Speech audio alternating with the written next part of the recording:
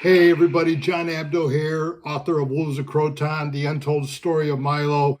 I've been on this binge of talking about some of the characters in the book, but more in detail, obviously, Milo of Croton. Won't get into all of Milo of Croton because I've produced so many of these little videos here explaining Milo of Croton, the man who can carry a bull. He won multiple time Panhellenic championships in the sport of wrestling, particularly the Olympiad, 7 in a row. A near 3-decade, 30-year stretch of absolute dominance in the sport. He was considered the superpower of the world. And he also conducted all these different strength feats, breaking ropes and breaking sticks and breaking bones and things like that. And at the end of his career, he saved his people of Croton from complete annihilation against the Sybarites. Tellus, who is the Ocus, or the ruler, the tyrannical ruler of Sybaris, just hated Croton, hated Milo's father, Diotimus. And as I mentioned in a previous video, I did find a mention, albeit brief, of Milo's father. It says Diotimus, father to Milo of Croton, a great athlete himself. It's like, wow, I found Diotimus. Well, there's Chiapanon, who is also Milo's grandfather, and Anipe, who is Chiapanon's daughter and Milo's mother. It's a really great family organization.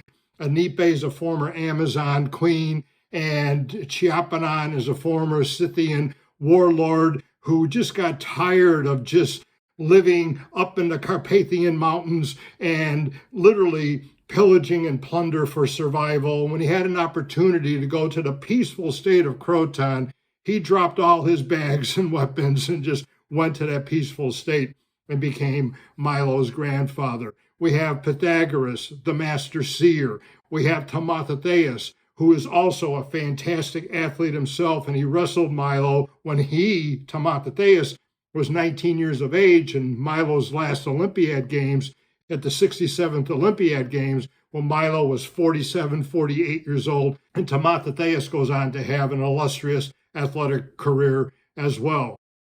We have King Darius, the great Persian king of the Persian Empire, who was fond of Milo. He actually invited Milo to his palace in Parsa, which the Greeks call Persepolis, this magnificent stone-carved palace that Milo went to go visit after winning one of his Olympiad Games, carrying a yearling on his back, which is about 1,000 to 1,200 pounds, gave it to King Darius as a gift along with his Olympiad crown.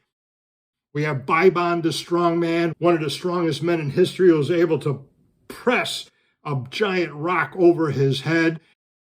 And then Tormus, a giant, a literal giant of a man.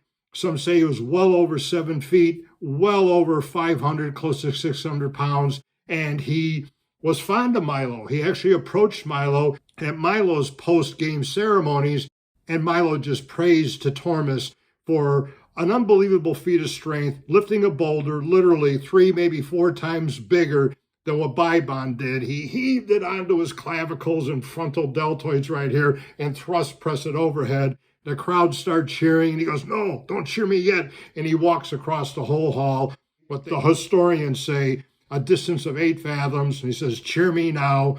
It just broke out into uproarious cheering and screaming and applauding. And he drops the boulder, and the drinks on the tabletop spill over, and the torches hanging from the rafters start to shimmy from side to side. Milo's teammates, a whole group of them, I won't mention them here. Great teammates, obviously very loyal teammates. And to have Milo of Croton, a man who's carrying a bull, not just a one-time Olympiad champion, but 2, 3, 4, 5, 6, and then 7-time Olympiad champion, just being in the presence of this guy, actually just thinking about this guy and knowing he is your teammate, your captain, and as I say in the book, his big brother.